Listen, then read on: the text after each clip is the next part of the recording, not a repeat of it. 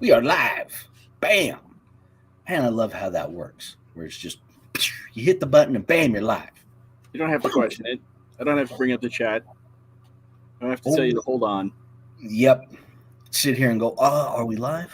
Are we live? Are we live? Hey, are we live? Are we live? Ah. Ah. Welcome, everybody. Show number 8. Want to welcome my special guest for this week, Mr. JB. Yeah. Thank you for joining me as my co-host again, like you have for every show. But this week you are a special I'm guest. a special guest. We're gonna Awesome. treat you like a special guest. That's too good. That's too good. Oh man, I have had a busy week. Really? I've had a busy week, and this week I have been busy watching basically multiple videos of some very big YouTube channels, some very Okay. small YouTube channels, bitching about YouTube. Oh yeah, yeah. I had gone into this week's show and writing notes with the idea that I was going to bash RC content creators for making memberships for their channels. Well, I'll still bash RC content creators for making memberships for their channels, but I know you're not going to. I know you're going to tell us why. Well, part of it is because the question has to be asked, and it's in the thumbnail. Does YouTube hate its creators? And the more I'm looking, and the more I'm hearing what other creators are saying, the more I get the impression that, hey, look, I get it. YouTube's a business. You're into running a business, but your business is predicated on people like me, people like JB, people like NorCal and Thompson. How are you guys this week? Glad to see you. It's predicated on those people creating content to appear on the YouTube platform. Without us creators, YouTube, the platform, doesn't have anything to sell. They're not generating. Barbecue's already firing off. I don't like YouTube great. And chainsaw barbecue, howdy. But yeah, so it's without, and I agree. At the same time, YouTube could say, well, without us, you guys wouldn't have a platform. Okay, we can go tit for tat there, but there are far more creators now on YouTube than there are people that work at YouTube. And YouTube doesn't create really its own content. I know they create some stuff that's, to help their partners, just because they call us partners in this extremely toxic, one-sided relationship.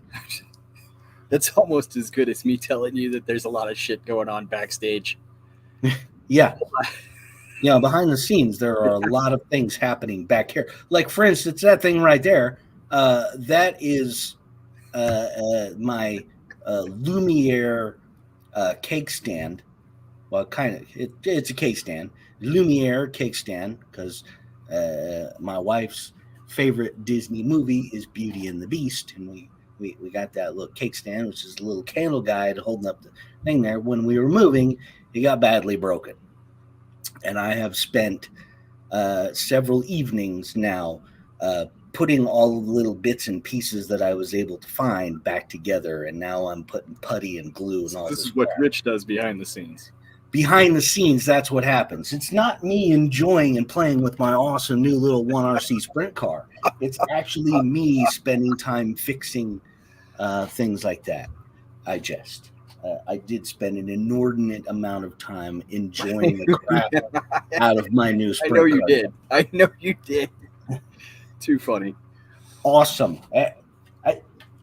Again, the small scale RC cars right now are just absolutely killing it. 24 scale crawlers, 18th scale race cars. I mean, see, now it tripped me out because the first time you showed me pictures of that, it had silver wheels on it. It did have silver wheels.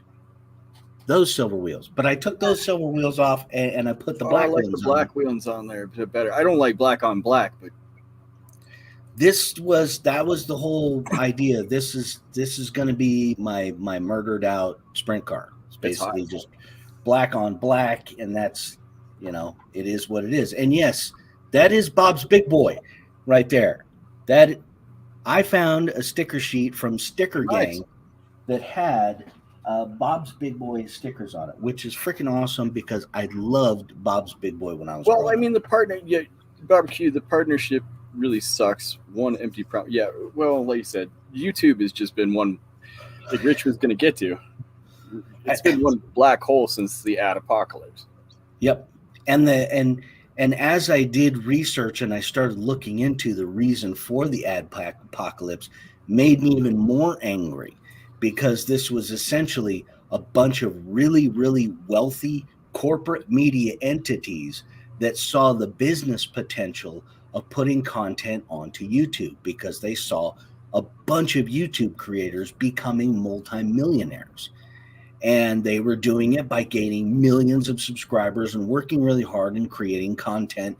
And, what the purpose of YouTube was for was to give us little people a platform to put our content on because it's incredibly difficult to get a television show put onto television. Even though you have 200 choices of channels on your cable TV package, all of those channels are actually owned by the same 6 entities. So those 6 entities all figured out at roughly the same time that if they started posting content from their television programs on their YouTube channel, that they would make money off of putting their content on their channels. And they don't have to worry about copyright strikes because let's say the Tonight Show with Jimmy Fallon. If the Tonight Show with Jimmy Fallon posts content on YouTube as the Tonight Show with Jimmy Fallon, they own the creative rights to the Tonight Show with Jimmy Fallon. So if you have 20 or 30 people every night watching the Tonight Show with Jimmy Fallon on television, and you get 10 or 15 million people watching clips of Jimmy Fallon on YouTube, you're essentially double dipping the money. And when you talk about YouTube channels that explode overnight, PewDiePie, I believe, is still the record holder for the most subscribers at over 100 million.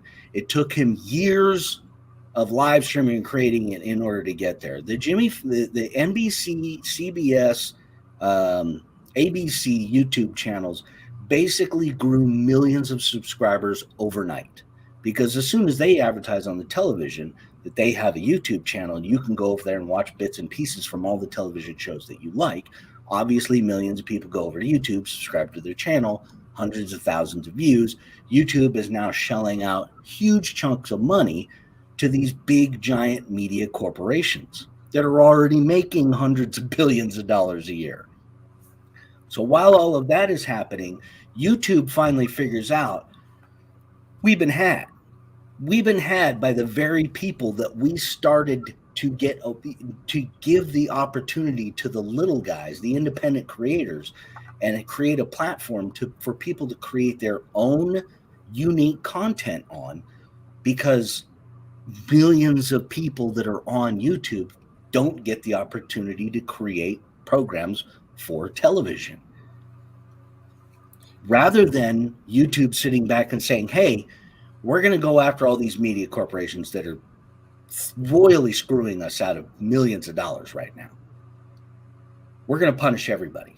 All the independent creators that created and helped build YouTube to what it is, we're going to punish them by slicing the ad revenue by a tenth.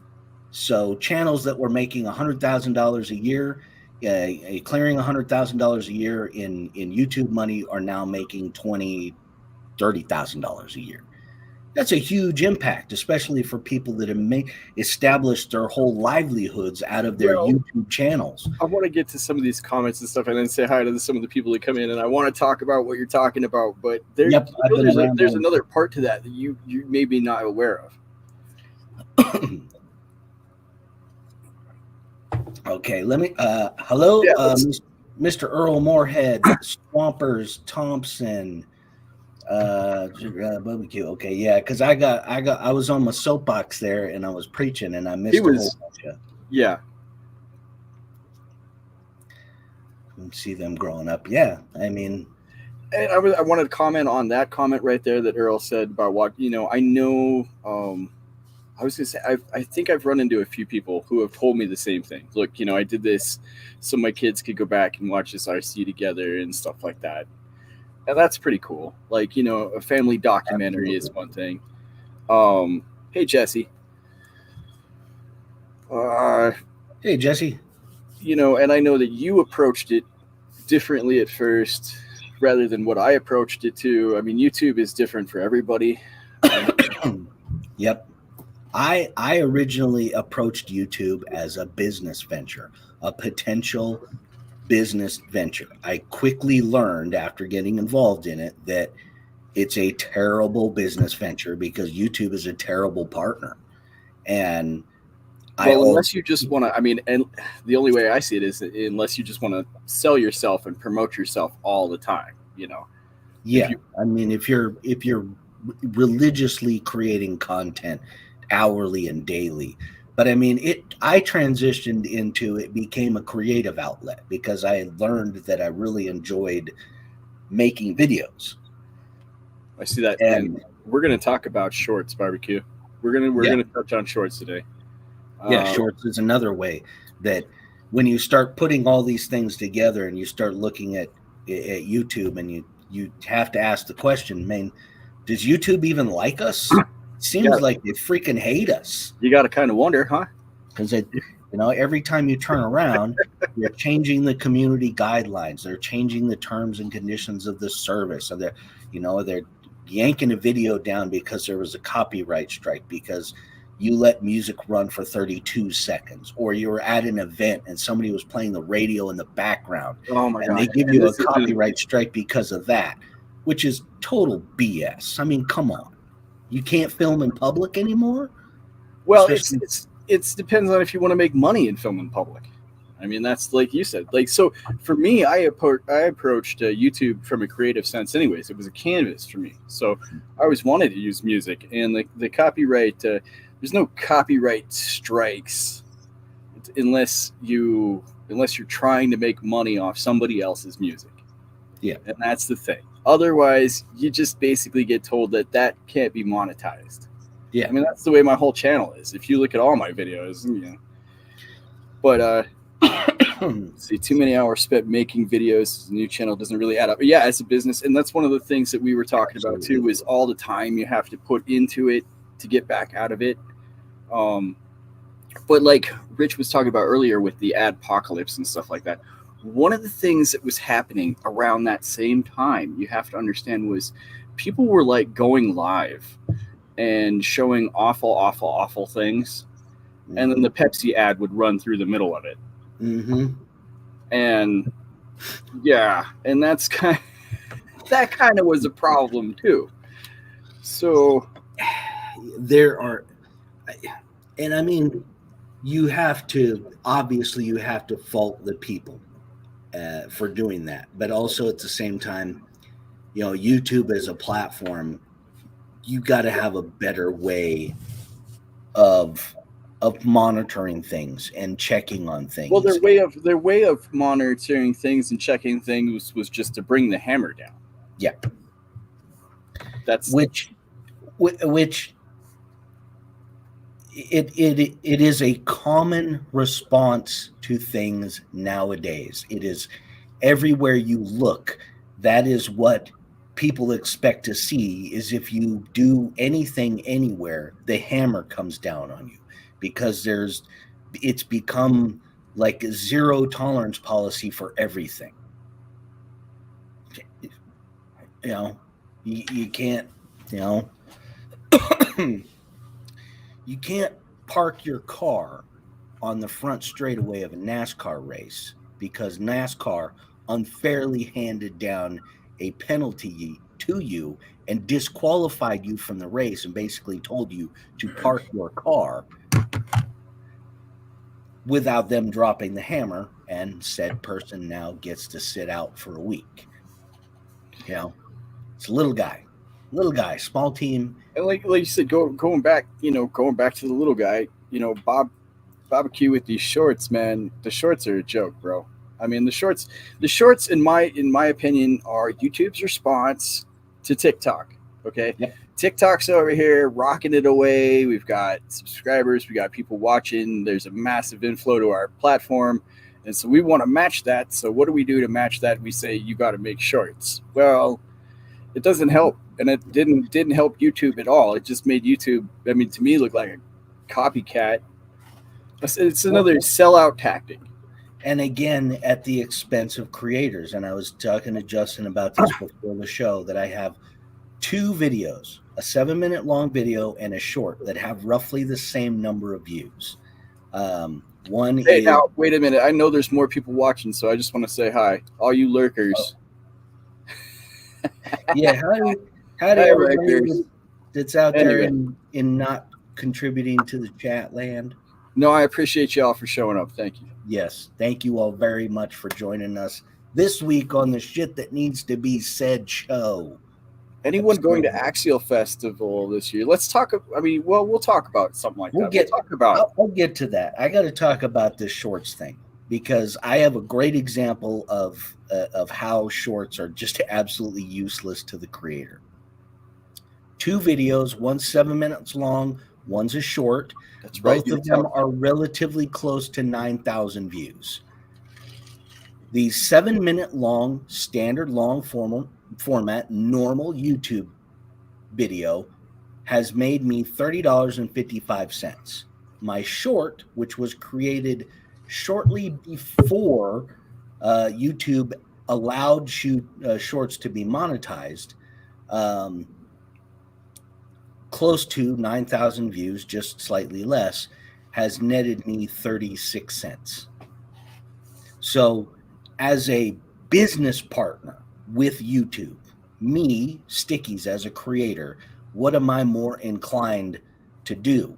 Well, obviously, I'm going to do long form content, because it paid me $30. This short made me zero money. I spent 2 hours to make this 1 minute long short, and I've literally made 36 cents with it. Well, and I don't understand. Wasn't that the point in YouTube anyways? Isn't that, I mean, like, don't you get more money out of lives and stuff because of the length of the content, and the more likely it is for somebody to watch longer over that period of time? It really, what it boils down to now for YouTube monetization, it's all about views. That's all it is. It doesn't matter how many subscribers. You can have 300 subscribers, but if you have videos, are bullshit, because subscribers. If you have 300 subscribers, but your videos are pulling down 35, 40,000 views, probably not likely, but yeah. Yeah. I mean, because realistically, okay, so you have 1,000 subscribers, you meet your 1,000 subscribers and your 4,000 hours of watch time, but your videos are raking in views, tens of thousands of views for every single video. You are going to be doing okay. Essentially, if you well, and there are YouTubers. I mean, you should point that out. There are YouTubers who make it and at least pay for the hobby, or pay for them to keep going in the hobby. I mean, it's not like there's not some money there, but what you have to put into it, or what you have to put into it for yourself, like I said, I guess maybe the reason you don't see a wall of RC cars behind me is because I didn't rip off everybody here who was watching to have that. So. And there are creators out there. There are very few RC creators out there with enough subscribers, with enough views, that could make an honest go of it, of just being a YouTuber. But I think there are those who do. I think, like you said, I thought RC every day, but he set himself up for that. Yeah. Now he did a lot of prep work in order to get himself to the point where he could basically leave his job and become a full-time YouTuber. Yeah, that wasn't something that he did like. And Josh is also creating daily content. So he's, YouTube isn't, a lot of people want to think about YouTube as, I don't have to do anything. I have a YouTube mansion. I got 3 Ferraris. You'll be building and editing and posting and very a very good example is um, Harley explained. I think Harley's around 80,000 subscribers now or so, but he made a um, a bunch of comments in one of his Friday night live streams about the amount of money that his channel's bringing in, as being one of the very recognizable in the RC community. And he didn't go into specifics, but he said it's not very much, and it doesn't for him, because I think he has some elevated RC tastes. It's not even enough for him to cover his RC hobby, essentially. And wait, well, Jesse, I don't want to give you the wrong impression. I don't necessarily need a job. I do appreciate it. Still hiring if you live in Michigan. Hey, yeah, if there is anybody that is watching, and I tell you what. Yeah, there you go. I mean, if I thought I could, I'd be there, just so we could hang out and talk about RC and weld shit together. Yeah, and I mean, like Earl talked about, too many hours spent making videos as a new channel doesn't really add up as a business.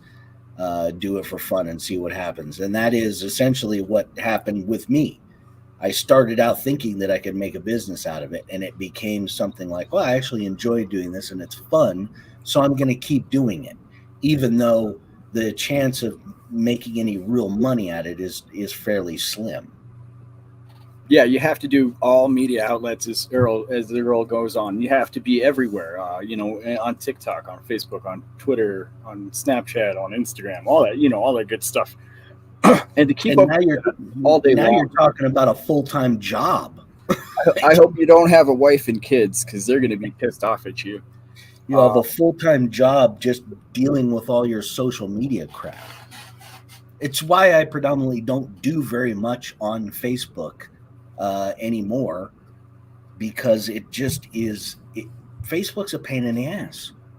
It's a pain in the ass. Oh, well, Facebook's an awful toxic place too. I mean, and the groups in Facebook, there are a handful of groups that I belong to that are relatively small. They're small groups of people that, some, local communities that have their own little Facebook group that might have 20 or 30 people in there that are, very what you expect from a Facebook group of RC people. Basically they're all friends, and they use Facebook to say, hey, I'm going over here if anybody wants to come and hang out. And maybe 3 or 4 people hang out. And then the next day they'll post a bunch of pictures to everybody else, like, see what you missed. He didn't come and hang out. And it was epic. We got to crawl over a live beaver. But NorCal. Funny, I only do YouTube, no other media. I don't have the time. Yeah, take it like you said, it does. If you're editing in TikTok, I mean, I just played around with TikTok today, and that's a whole nother devil as far as I'm concerned. I've never even downloaded the TikTok app. I never wanted to, but I thought I'd give it a try. I mean, I've had it for a little while, and I was like, oh, well, maybe I'll put a video on there today to see how that goes. Well, I decided oh, God. It's kind of like, for me, TikTok, Instagram Reels. Now, I appreciate the people that go to the trouble of making really creative, because Reels is kind of a pain in the neck, because you have to do everything on your phone. Well, and like I said, if you take the time to edit all that stuff on your phone to make it work out for you, more props to you, because I am not that kind of a person. Yeah, I mean, most of the stuff that I do in Instagram Reels is pretty basic. If I spent more than 10 or 15 minutes doing it, I'm angry with myself. Because for me, Instagram Reels is, it doesn't do anything. If 4,000 people watch my Instagram Reel, I still only have like 900 people following me on Instagram. I obviously have not been offensive enough as a guest on the show tonight, because I've lost some of the lurkers. Well, I mean, it is the job of the special guest of the show tonight to be offensive and irritating. Special guest, co-host. Antagonize. I'm going to be here next week too, but you won't be the special guest. I won't be the special guest. You'll just be normal JB next week. All right. Got This it. week, your special guest, JB. Right. Maybe next week I'll make myself a special guest. We'll see if we can think of anything original. Okay. Oh my Lord. I did have a couple of RC related things. Okay, I do want to touch on the Axial Fest thing. If you're okay with that, I want to talk about that. Actually, I would. Axial Fest is a perfect segue to get into. You need to drink, smoke, and cut more, please. All right, I'm on it.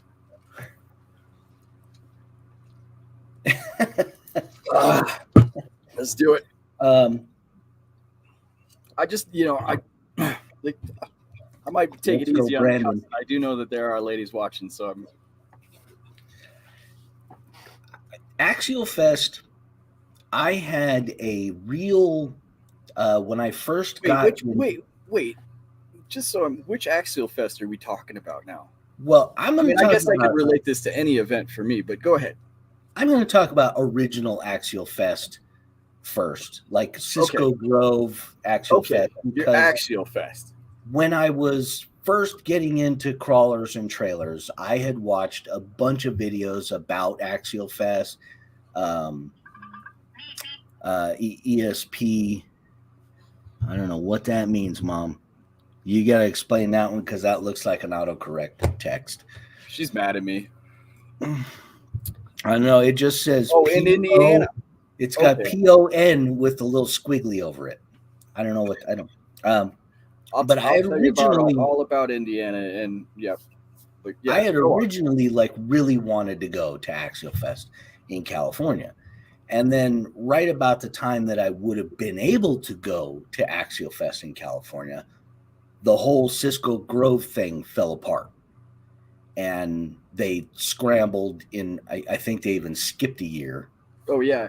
And then they were scrambling to find another location, which became Donner Summit, Donner Pass, which I've been there previously with one-to-one stuff, and it wasn't. And now, in the middle of summer in that area, and no, it wasn't the same. Plus, it didn't have the same feel. The camping wasn't the same. Essentially, they had two big dirt lots where they would typically have people parking during the winter, and that was the campgrounds. And it was no, Cisco Grove actually had campgrounds and campsites, and they had plenty of camping for all the people that would show up, and everything was central, and they had all these cool little trails. And Donner was, the crawling and everything was cool, but everything else about it was just, pardon my French, it was just shit. And it wasn't Axial Fest anymore. So I instantly was like, whatever. Who cares about Axial Fest?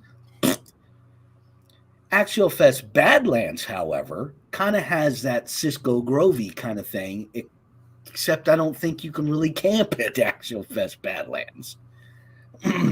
Or can you? I can't remember if you can or can't. But I also got the impression that Badlands was similar. We stayed 30 minutes away in a Super 8 when I was. So, my mom's talking about it. She got banana cake for dessert, so she's very happy with banana cake. Enjoy your banana cake tonight. Now, what I understood was about Badlands was that there was you had to get ferried out to where all the trails were at. So there is some of that. Yeah, there is. I mean, even the closest one's a bit of a hike. Yeah. As far as I know, maybe somebody else knows differently, but I mean, even where we were, you still had to walk out there. But, I mean, there were guys. There was a dude with a U-Haul and a trailer, and about every 2 or 3 minutes, somebody'd pull up, take you out there. It wasn't bad. There's a campsite. Yeah, that's what I thought. I thought there was a campsite on the other side of that fence. It seemed like people were camping there. NorCal, that is too true. Donner Pass is not exactly. Yeah. Unless you're 12, unless you're 11, into that whole cannibal thing, then it would be like going to Cannibal Disneyland. Do you want to come wheeling in Donner Pass with me? No, I'm good, brother. I'm good. As long as you can guarantee that I'm going to come home. not missing So any chunks of flesh. I would say that if you've never been to Axial Fest Badlands, you should definitely go. For me, however, I mean, I live an hour and a half away from. I live like 45 minutes from Moab. 45 minutes from Moab. Now tell me why would I drive 24 hours to pay somebody else to RC in a place? I'm sorry, man. I can't bring myself to do it anymore. It used to be a thing for me, and now it's like. And I can honestly say that there is a certain part of being of having left the previous charitable organization that we worked for that has sort of diminished my want to go to events. That might be. Well, I know a lot. I know some people who wouldn't be happy to see me. I know a group of people that probably would not be happy to see me either, and I have a message for them. Hey, JB, just lean a little bit over, so we can get the full. Hey, there's the message for all of you people that don't want to see me and all my happy, joyous self on you. No, I mean, I guess, Jesse, for like you said, I've seen a lot of money get funneled through the RC community in ways I don't necessarily appreciate. And so I guess if I'm going to spend money to go RC, I'm going to spend it on myself to go RC somewhere. It won't be for somebody else. I'm not paying somebody else to RC anymore. And I mean stop blocking the logo. Get out of town. For me, is to a certain degree, it is about that, but it's also about I went to Proline by the Fire a couple of years back, and I would say I reasonably enjoyed it, but there was a certain aspect of it that I didn't enjoy, and that was, I guess, meeting people in person sometimes gives you a different opinion of people that you meet in person. This is about me being an asshole. That's say it. No, you weren't even at Proline by the Fire. You know, but I know what you're talking about here. It's just there. No, but the truth of the matter is like, I mean, even for the awesome audience watching our show, you don't know me and Rich. I mean, I can say with 100% certainty that I am, for the most part, this person. I don't even know if I know me. This is who I am. If you were to meet me in person, I would be basically the same that you see on this show every week, that you've seen when I'm on other shows. No, I'm an asshole everywhere I go, so I guess maybe I am. I have, unlike on other appearances on other shows, I am less filtered here. Because when I'm on somebody else's program, I don't want to get on my soapbox and I don't want to, preach and go off on tangents and whatnot. But here, like I've said before, we're free and open to talk about whatever we want, however we want. And no matter how you feel about it and what your opinion is, you're allowed to come in here and talk about it without feeling like you're doing something wrong. Oh, we can't talk about that because somebody might get upset. Come at me, bro. Anybody that's watching the show that gets offended or upset, all you have to do is way up in the little corner of your screen, there's a little X. Just click it. Boom, you click it, boom, you don't have to be upset and offended anymore. What do you want? It's very simple. Not that we don't want you people to watch. We want you to watch and be offended. Just, if you're really offended. And that's the beauty of this program. We want you to watch and we appreciate you watching, but we also want you to be deeply offended and upset by everything.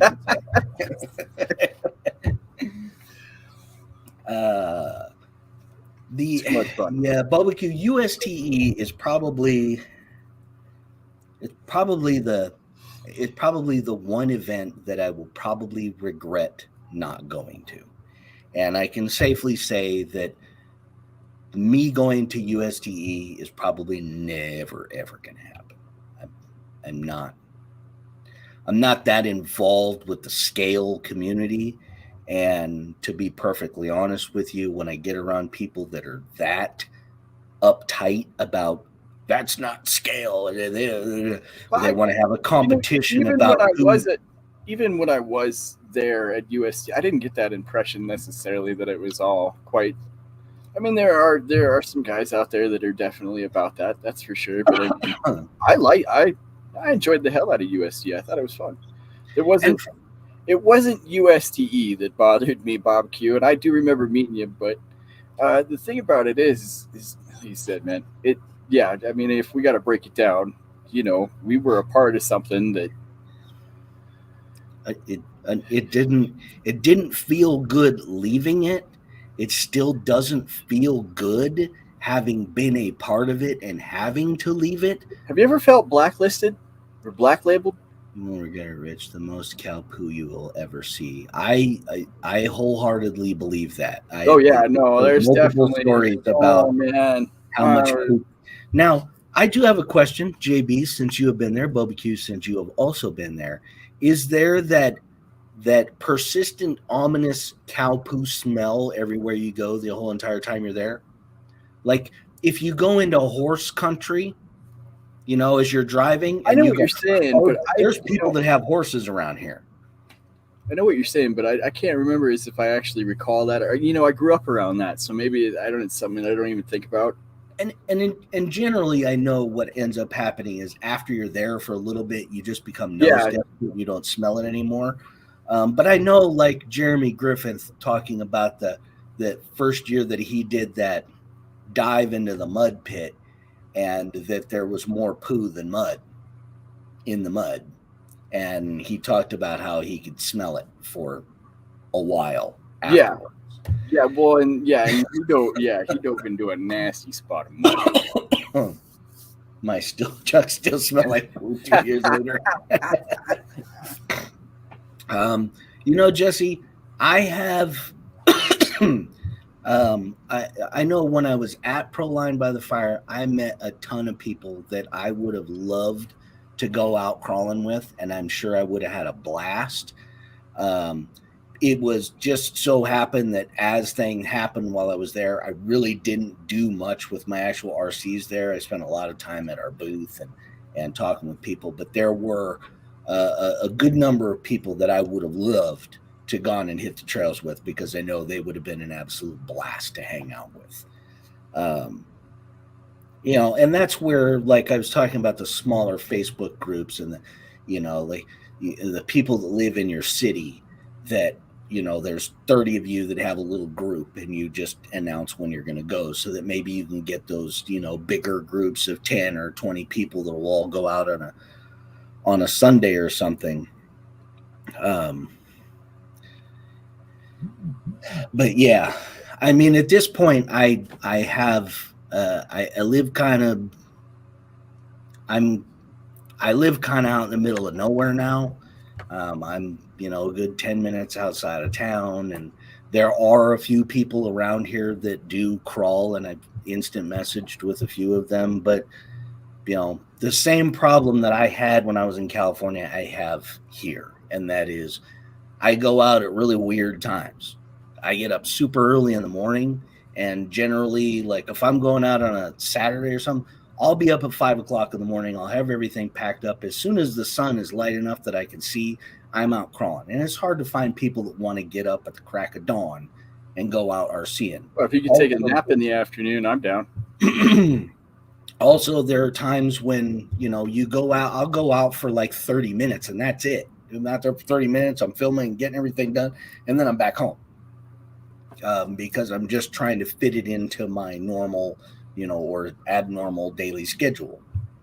So I've always had a tough time getting out with groups of people to go crawling. It's just, mostly. I just hate people. That's all it is. I just hate people. Plain and simple. not gonna sugarcoat that. No, I'm not. I don't hate people. That's not it. It's just I guess I have pretty high anxiety anymore. And yeah, I find if I'm gonna go crawling, I like to go crawling with just a few friends and make it a small group. It feels much more comfortable to me to go crawling with like 3 or 4 buddies than like a large group of people. Yeah. I hate people. Jesse, yeah, I'm same way. I'm up between 4 and 5 o'clock every day, Saturdays and Sundays included. And yeah, it's like I said, it's mostly just I don't. Part of being here is that I'm new here. I don't know anybody. I moved to Tennessee without. I know 3 people that live in Tennessee before I moved here, and that was a friend of mine, Jason, his wife, and his daughter, and they live like 6 hours away from me in Memphis. Okay. Or outside of Memphis. So I moved here knowing that I wasn't going to know anybody when I moved here. And believe it or not, when it comes to actual meeting people in person, I am relatively shy. I'm not terribly outgoing when it comes to grabbing people just walking down the street. Oh no, I'll grab you up and slap you around. That's not the problem. Now, see, NorCal, that's another one right there. Low tolerance for stupidity. He's got a point. And that was my overall experience with Proline by the Fire, was that a majority of the people that were there were all there. They were all enjoying themselves. They were all having a good time.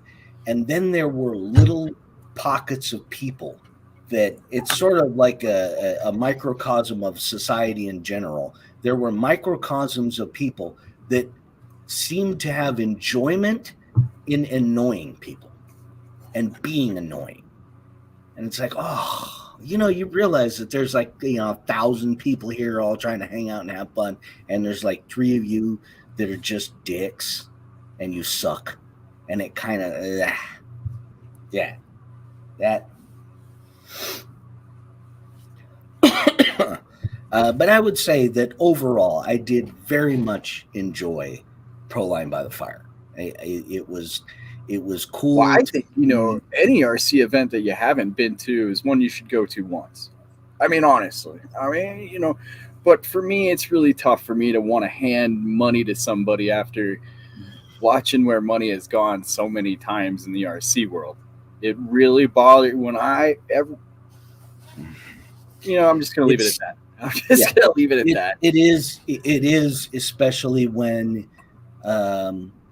you're talking about, for me, Axial Fest is, I would be happier that once Axial was bought by Horizon, if Horizon made Axial Fest open to any manufacturer. Axial Fest at the beginning was just Axials because they were a small, niche little company, and they were celebrating and appreciating all of their customers.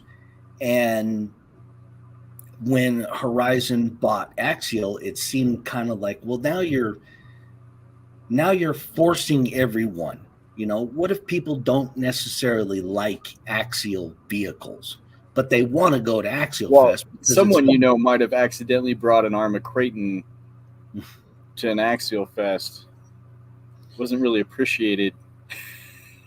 Well, I also know that there are certain people that have gotten away with taking non-axial vehicles out on the trails. I know that Harley makes a video every year and posts it about him and all of his Ripper buddies going out on the trails at night with their Rippers. And there's nothing about a Ripper that is axial. Zero. It is 100% Vanquish. But you don't see them honestly, I don't know if they make a big stink out of it or not, But it just seems to me like, look, Horizon, you yourselves have several brands of crawlers. Why are you limiting Axial Fest? You don't have to change the name. You can still call it Axial Fest. You can still make it a celebration of Axial customers. But hey, bring whatever you want. Bring an Element, bring a Vanquish, bring a Traxxas. Who gives Either a that or be the oppressive overlords that you are and demand that I bring an Axial. Because you hear it all the time about people that go out and buy an Axial just so they can go to Axial Fest with it. And it's like, oh, you rat bastards. Now you're making me go out and buy an Axial so that I can go to your event.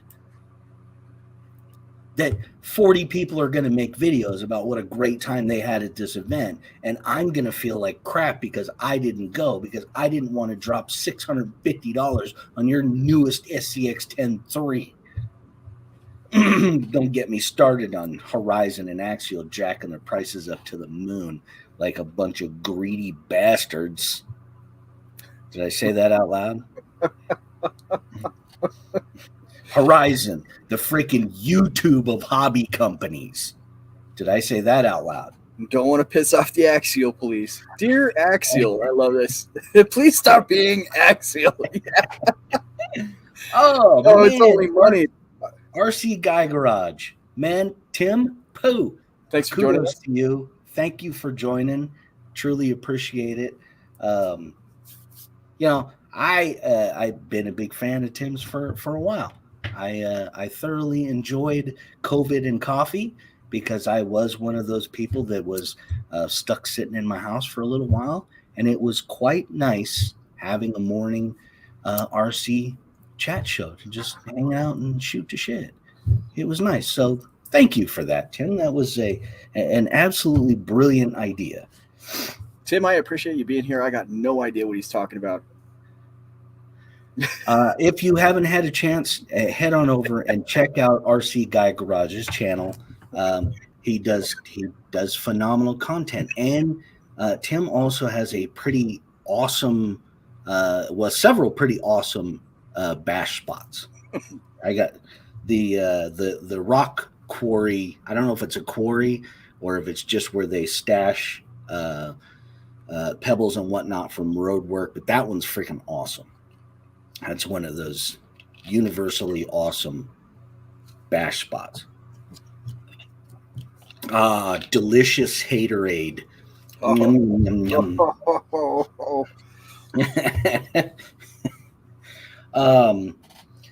Now listen, it's me and Rich told the truth. I'm sorry. Go ahead. Speaking of RC content, because I do want this to be kind of an RC show, so I'm going to talk about some RC stuff right now. Let's do it. Even though we did talk about Axial Fest, RC 4-wheel drive has some new mags out that kind of look like the old American racing wheel style mags. They kind of do, but they kind of don't. But I had no idea how much they cost. I only briefly passed by them. I had a girlfriend like that once. Kind of do, kind of don't. Okay, I was going to say, she kind of looked like American Wheels racing mags. Well, she did get around. Yes, Diamond Dust, Barbecue. That's the spot. The other one is a freaking killer body with their Jeep Gladiator hard body. That thing looks freaking cool as hell. And I also appreciate that Killer Body is only charging $188 for the body kit. Only. Which,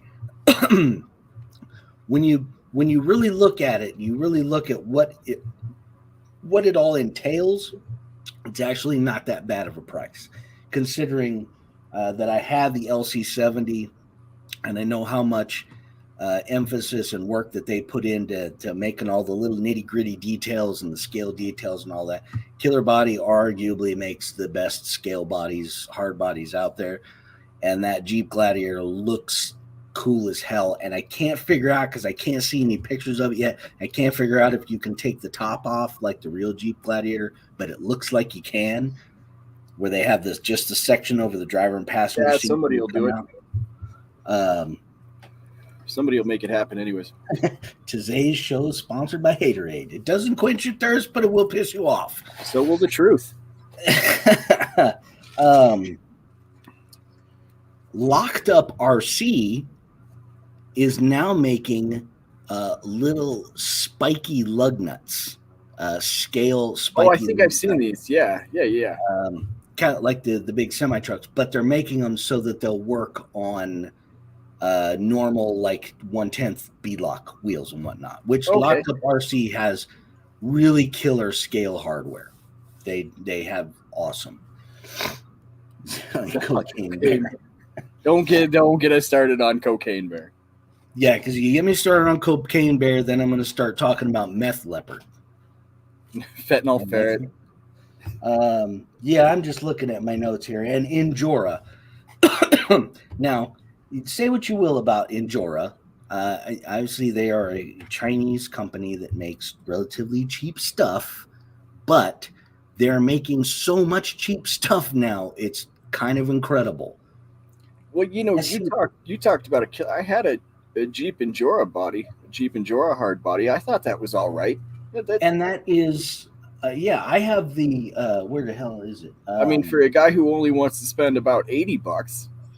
Yes, and I have the Injora Defender body, which is also very impressive. The difference between the Injora and like the extra speed hard bodies is they weigh a metric ton. I have dismantled my Defender rig because it was nowhere near set up to handle the weight of that Defender body on it, and that thing flopped and it was crazy. And it was a similar problem that I had with the extra speed Jeep Rubicon body, was that it weighed so much I couldn't get the thing to want to stay like normal upright. It was always like leaning over to one side, or it just. That is not where I was expecting the chat to go. Meth Leopard concert. You guys are just. Diamond Dust has salt mounds that are cool looking. No to Salt Mountain. Sounds like, yes, Meth Leopard does sound like Def Leppard. I think that was the whole best part about that movie is having Def Leppard do the soundtrack for Meth Leopard the movie. Not only that, but if Meth Leopard had like 3 legs. Just so. See, that we're talking movie gold right now. Movie gold with all the garbage that's getting put out by Hollywood. They made Cocaine Bear. They made that. And and from watching the trailers, I got to say, I got to hand it. Cocaine Bear looks like it's going to be looks like it's going to be a fun movie to watch. It's going to be entertaining. A bear loaded on cocaine, mauling the crap out of people, and then being funny about it. You know, there's something to be said about a good old fashioned horror movie. Sharknado. Halloween. I think we've dived off on this direction before once or twice. That's the beauty of this show. We could call it the shit that needs to be said show. It's more like the shit we want to say show. Or the shit that happens when you squirrel out during the show. Squirrel. We did the double Earl the dead. What is this bromance forming over here you guys got going on? Cocaine Bear will win an Oscar.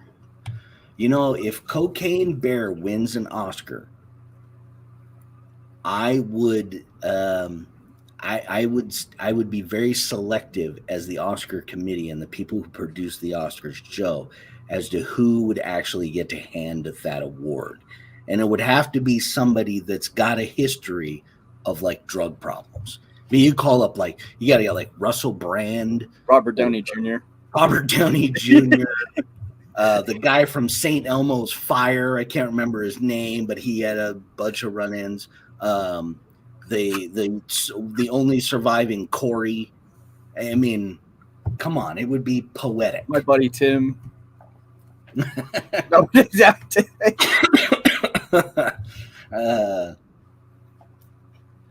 We say Earl because he has two of everything. I can't argue with that. That is, Earl does have quite an RC collection. I don't even know if you could call it a collection at that Oh, point. don't get me wrong. I mean, I don't want to. When you get above a collection, what do you have? Your museum? I wouldn't say quite museum because I think Earl plays with most of his toys. If they're yours and you bought them and they're your toy, well, whatever, I don't know. Don't take whatever you do. Don't take what I say on this show very seriously, you people. Dear Lord. Will Smith will be hosting the Oscars. Everybody gets their Oscar and a slap. A horde. Aha. See, RC Guy Garage right there. Earl has a horde of RC cars. There's no you can't have a hoarding problem if it's RC. That's not a problem. That's yeah, there's no such thing. I mean, you can't even have too many RC. Yeah, you can have a hoarding problem. I mean, you can have a bunch of junk in your house, but if you have a pile of RC cars in your house, I'll say that's legitimate. I'll give you that one. Yeah, if you have every newspaper published since 1955 stacked up in your house, you have a hoarding problem. Yeah, if you have every RC manufactured since 1985, you have achieved like omnipotence at that point. You're like the what do they call them? You're like the freaking Dalai Lama of RC at that point. My problem is when you're running around preaching RC brotherhood and charity and blah blah blah blah blah, and then you tell me you're holding on to 1,400 trucks in your garage. Okay. Yeah, that's a whole different show, though. Sorry, that's right. We can't technically go too deep into that because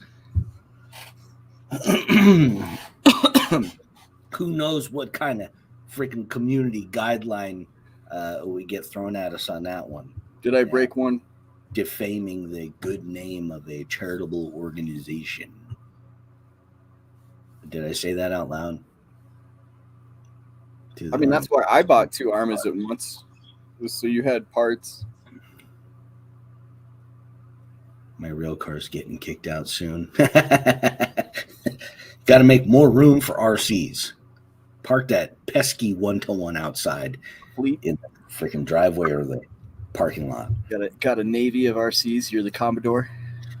Yes, Commodore. Mr. Metz, his fleet. So now he has gone beyond just being a captain. He is now a Commodore.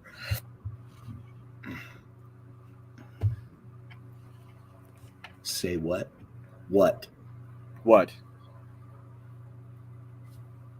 didn't I say? That's all I got. Was I upset? Did the numbers throw you off? I heard this joke the other day, and I tried it twice. Once on my wife, once on my daughter. And both times they just absolutely just ruined it. And did you know that somebody in this show is possessed by an owl? Who? Get it? I mean, you got it. I laughed my ass off when I saw that the first time, and now when I practice it in reality, it's terrible. It is a terrible joke, and that is why my wife and daughter ruined it, because it really is. I had to think about it for a minute too, because it is pretty horrible. I did also the other day see a really good reel.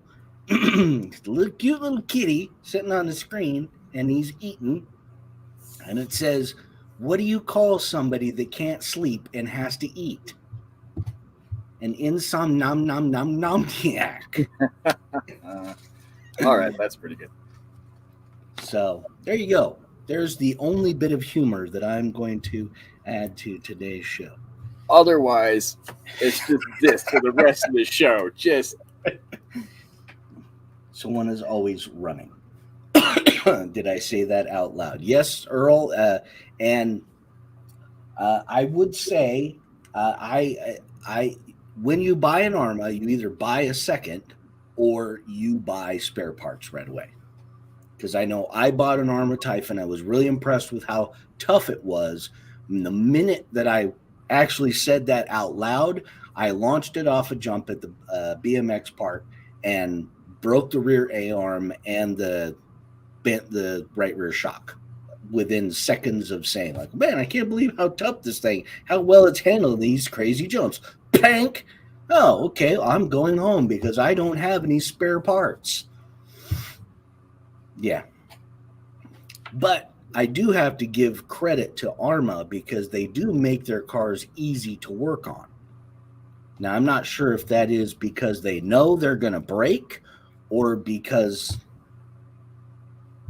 I guess that would be the only reason why you'd really do it. Pan chassis cars aren't exactly all that hard to work on. No. The LSD diffs, like you said, the limited slip diffs that the Creighton came out with, I thought that those were kind of a pain, but even that was all right. Yeah, barbecue, NorCal over here. NorCal? You want to teach us how to start a fire in NorCal? Man, that is still, I still have visions of horror of that. And I have 3 lipo bags, and I have only 3 lipos in each one of those bags or containers, just for the sake of if one goes up, I'm only going to lose a couple of them. But I also have them on the top shelf of that shelf right there, sitting all by themselves alone, which also happens to be I can throw that curtain out of the way, I can grab that bag, I can hit the garage door button, and I can hum those things out into the driveway relatively quickly, hopefully without lighting myself on fire. Hopefully. Can't guarantee. And yes, barbecue, the 3rd grade can have their jokes back. I apologize for my poor sense of comedic. Ouch! Wow, way to poke. What building has the most floors in every city? Ooh, trivia. I'm interested to hear the answer to this. And then Jesse with my kid hit the only tree in the yard with his Creighton. I mean, So here's the thing, and this is what, especially with bashers. So you have a large open field, soccer fields or something like that, or somewhere where no trees, no light poles, no anything like that, because for some strange reason that shit is an RC magnet. You will find what a lot of people do is, whether they realize it or not, it's a some kind of conscious thing. You see it at the corner of your eye, and you will actually drive toward it whether you meant to or not. Yep. This little beauty right here in the video that I posted up yesterday of me driving this around, I hit myself no fewer than 4 times with this car yesterday. And mind you, the battery only lasts about 15 or 20 minutes. The library. Apparently you've never been to the library in Murdo, South Dakota. I was supposed to ask what building has the most stories. Once again, I'd say the same thing. Home Depot. I like that one, Earl. That is good. It's many floors at Home Depot. We don't want to get started on dad jokes here because I am a huge fan of the dad joke Instagram channel. Oh God, and we got like 40 minutes left. I will watch that, just the reels that those guys make. I will watch them for an hour straight, nonstop. That and Beardo Weirdo. I don't know if you've ever seen Beardo Weirdo on Instagram. He's all about food, but it's just ridiculous food. Okay. Like hamburgers that have 14 patties. Oh, all right. Sandwiches, submarine sandwiches that are, a foot long, but they're also a foot tall, stacked Right. on it. Some ridiculous amount of food. Okay, great. But homeless people starving over in Africa, and you're having anyways. But yes, go on. Go on. But the best part about his stuff is his reactions to the food as he's watching people prepare it. He just, like, you can see him salivating and he gets all excited. Let's see the sprint car again. Shibow. We'll get it right up here into the camera. I did show it earlier, but I don't think there was that many people in here yet. It's shiny. And yes, that is Bob's Big Boy. You are seeing that correctly. Bob's, my sprint car is sponsored by the non-existent Bob's Big Boy restaurant chain, of which there is still one Bob's Big Boy left. It is in Toluca Lake, California. Now, if only we could get the show sponsored. It would be. I would accept a sponsorship from Bob's Big Boy. I would accept that.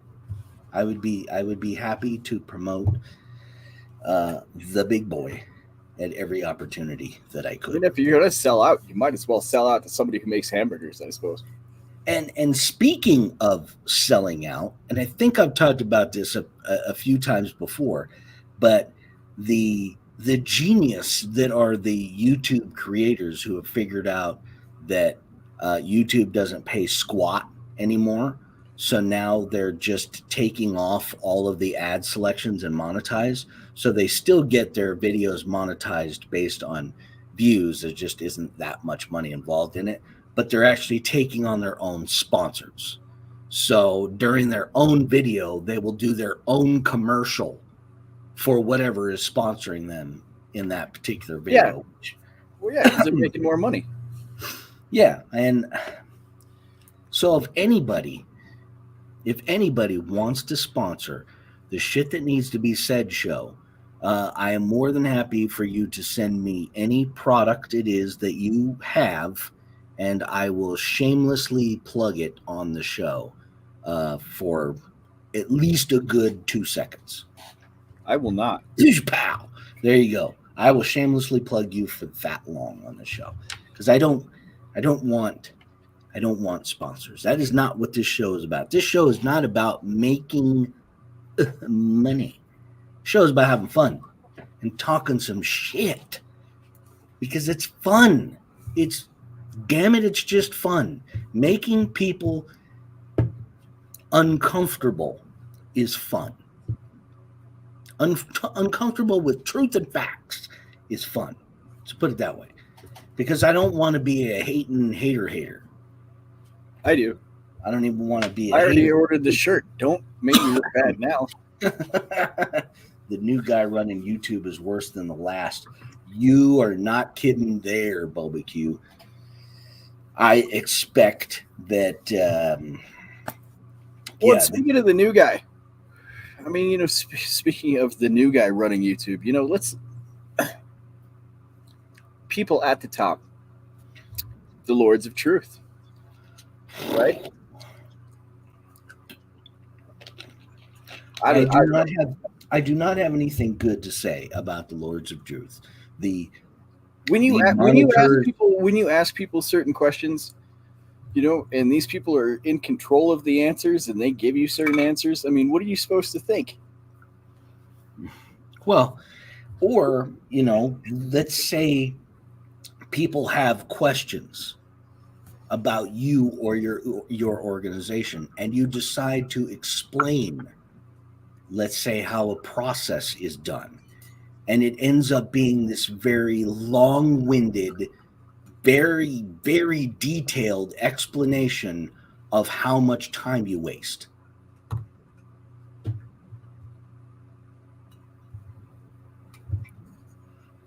Okay, that I don't get that one. I don't get it. Oh, the other one. The other one. So, and it was funny because I talked to JB about this on the phone, and he had never even heard of this event. And this would be the RC Expo that happens every year at the Pomona Fairplex. Yeah, I can't believe Rich is telling me about this. So what? Lords of Truth referred to as Load. I like that. I don't just I want to use it and I don't want to use it all at the same time. Yep, that's exactly right, Earl. And I actually gave the perfect example earlier, which was 2 videos, 1 7-minute, 1 short, 7, and both made roughly the same time. Both have roughly the same number of views. 7-minute long video generated $30.55. By far my most money making video venture I've done. The YouTube short that has only a couple hundred fewer views, 33 cents. Where are you at? I mean, you explained this to me. You're like 1,600 hours in. I have 16,000 viewed hours on YouTube. 16,000 hours. 16,000 hours of people watching my glorious content on YouTube.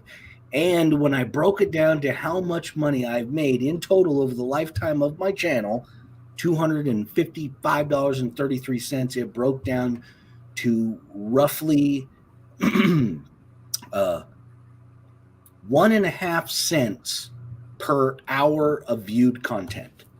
So YouTube has literally paid me a penny and a half for every hour of YouTube. And how long? I've got people watching. How long would you say? I mean, how long? Even I don't know. You know, an hour of content for me. Oh my God, that would be like.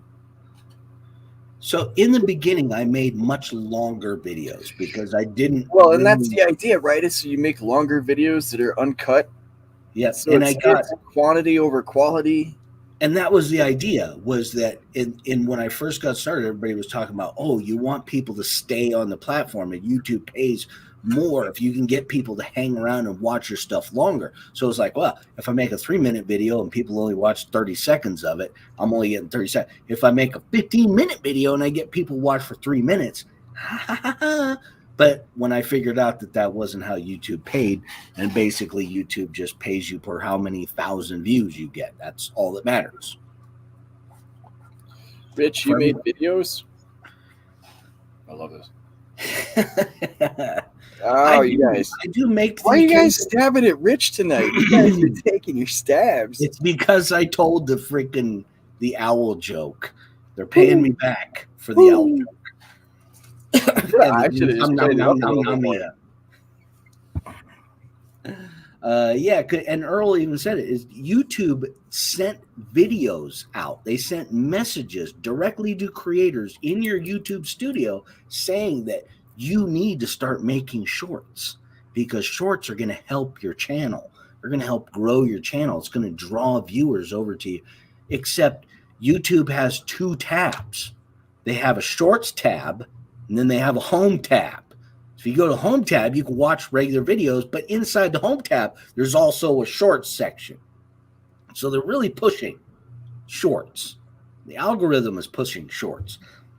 Of course it is, because YouTube is getting thousands of hours of content in the form of shorts published all of the time, and they're paying pennies for it. And again, does YouTube even like us as creators? It doesn't feel like it. It feels like I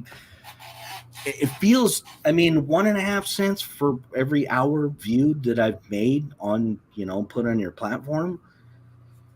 Yeah, it feels like slave labor is what it feels like. I think Earl's right. I think, as you go up, they do pay more. Yeah. I know that once you hit certain levels, like once you get certain play buttons and stuff like that, yeah, you get little boosts to your channel. But I mean, seriously. I mean, I know it's not super accurate, but go use Social Blade and check out what some of the big channels are making. And the truth is, even at the top end, they're not making what you think they might be making. It's why you started seeing so many YouTube channels with memberships and merchandise, and even Good Mythical Morning, which they have around 18 million or so subscribers, and they're kind of a niche show or whatnot, but they've been around YouTube for a long time. And on their podcast show, they talked about adpocalypse and that this is a business for them. They've been in the YouTube business for the better part of over a decade now, almost 2 decades, and they have staff, they have people that work for them, and when you talk about taking a big chunk out of revenue, well, now you're going to have to start laying off people. People are going to start losing their jobs because YouTube basically had to punish everybody because a bunch of rich people came and hijacked YouTube to make them more money. Yeah. Yep, Earl. That's always been the problem with YouTube as well. It's very difficult to maintain a steady pace. I know I went for a good couple of years where I was, solid 2 videos a week. And because, the YouTube experts, they preach how you have to be consistent and you have to keep going. And it's difficult. Yeah. That's especially if you're, a 7 or 8 minute long video is going to take me easily an hour, maybe 2 hours to edit. Well, unless you're just throwing stuff together, unless you're just slapping the GoPro on the top of your hat, looking down at the top of your RC car, running around in your backyard. Yep. I mean, I don't have anything against that. If that's what you want to do, that's fine. But Maria, hey, welcome to the show, Maria. It's my alias. My phone just died from the iPad of NorCal. So now I know NorCal's secret identity. Dun dun dun. I don't know how to feel about that. Yeah, I spent a good amount of time studying and watching all these YouTube experts, how to grow your channel, and blah blah. And a lot of them say the same stuff. It's it's the same video over and over and over again because they all have the same thing, and it's basically the same thing that YouTube tells you. Be consistent. Make sure that you post it on a weekly schedule and at the same time so that people know when your video is going to come out. But the best advice I ever heard was a guy said, make 100 shit videos. Just make 100 shit videos, because chances are, unless you have a vast amount of entertainment experience and editing experience, you're probably an amateur and you're going to get started and you're going to learn a whole bunch of stuff. So by the time you get to that 100th video, you're going to be a much better creator than you were at video number 1. And it was like, okay, that makes total sense, because that's a perfect example of my channel. My first 100 videos, for me, going back and watching them, are kind of painful. Oh, yeah. And if I go back even further, because my channel originally started... It's hard for me to watch you right now. Here on the... If you scroll all the way down to the very beginning, you'll see that my channel actually started in like 2011, and it was just videos of my GoPro stacked on my helmet from me out dirt bike riding. And like no editing, no nothing. It's just pull the SIM card out, stick it in the computer, and uploaded it to YouTube. And like there's some racing videos on there where the race lasts about 2 minutes. The video's like 12 minutes long, but most of it is just me sitting and waiting for the track to open up. So it's just like me sitting there, like looking over at my buddy and figuring out whether the GoPro was on, talking to one another, and just like garbage. And then my very first RC video I literally did with just my phone, and I did that. I just posted it to freaking YouTube. No editing, no nothing. But yeah, that was the best advice I heard, was just make a bunch of videos and learn how to be a better creator. And when you learn how to be a better creator, your content will it'll just work for itself. Get better. You get better. You learn, you get better. People will, seizure watching paint dry. Yeah, but when you put it to time lapse and throw some, I'm telling you, the racing videos. Once the racing starts, it's absolute. It's video gold.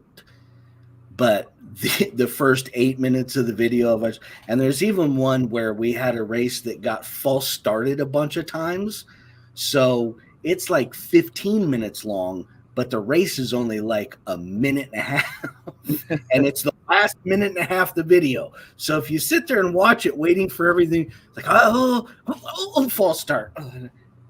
False start. By the time you get to the third false start, you're like, damn it, man, why don't you edit your video so I don't have to watch this crap? And that's me watching my own video, yelling at myself. You're not kidding, Maria. Cat videos are definitely where it's at. It pisses me off. I have 2 cats that are freaking adorable. I could probably get millions of views, and I can't sell out like that. I can't believe he called you Maria. Well, it's kind of like Superman. If he's in his secret identity mode, do you call him Clark Kent or do you call him Superman? It's a good question. If you know the secret identity, if you walk up and start calling Superman Clark, and, I don't want to give away Maria's secret identity. Just in case. 20 minutes long for a 6-second race. Yeah. I thoroughly like the no prep drag racing. It looks like it's a ton of fun, or at least it used to be a ton of fun before it came like super serious. But yeah, some of these guys making videos, it's painful. Like, oh man, yeah, it's literally like watching a regular NHRA race, because they have all this time that they have to fill, so the commentators are sitting there just blah, blah, blah, blah, blah, blah, blah, blah, talking away, because the race literally lasts for less than 3 seconds, and then it takes 3 or 4 minutes to get the next set of cars up there. So you got to fill that time in with, what John Madden was literally brilliant at. Boom, oh yeah, pow! That was a decleater. Amazing. But yeah, most YouTube content creators don't go in and do the take the time to do some voiceover. All right, now we're both lining the cars up and getting them straight. We're doing our burnouts here and getting everything ready to go. Looking for a good race. Oh my God, this reminded me of ooh-ah. I could be a great RC drag race voiceover guy. Maybe that's my $1 million idea. For all of the RC drag racers out there who want to create content, you make the videos, I'll do the voiceover for you for a small. You're so sweet, Maria. It's a good thing it's not my channel, because I tell you where to. No.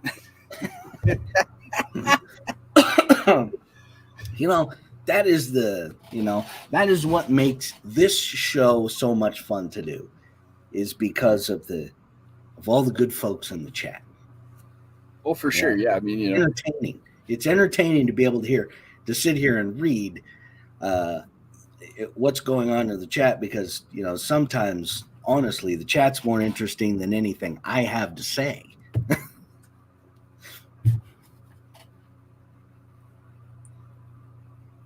I've got to catch up on Yeah, where are you at in the notes and how we do it and what are we going to talk about? So we got 20 minutes left, 30 minutes left. So I have bounced all over the place. I know we've been my notes, super which is crazy. Very, very, very typical of me. The banning of gas stoves. What? New York, the city, I believe, of New York, the city council has now, I think, put it to a vote, and they're waiting for another meeting or so. I thought I heard about this. That by 2030, you will not be able to buy a gas stove. So if your gas stove in your house breaks, or your apartment or whatever, if you're in New York City, you'll have to replace it with an electric stove. They will no longer. And I don't. Natural gas is one of those like really, really abundant natural resources. It's not like oil, crude oil. We know that there's only so many dinosaurs around in order to create so much oil. So eventually we're going to run out of it. We know that. Natural gas is not one of those things. And I don't understand the madness of the climate people. It is if it were so serious and it was such a big problem, then every year when they had the meeting in Davos, there wouldn't be 400 private jets there. Look, I am not a conspiracy theorist, but world freezing over?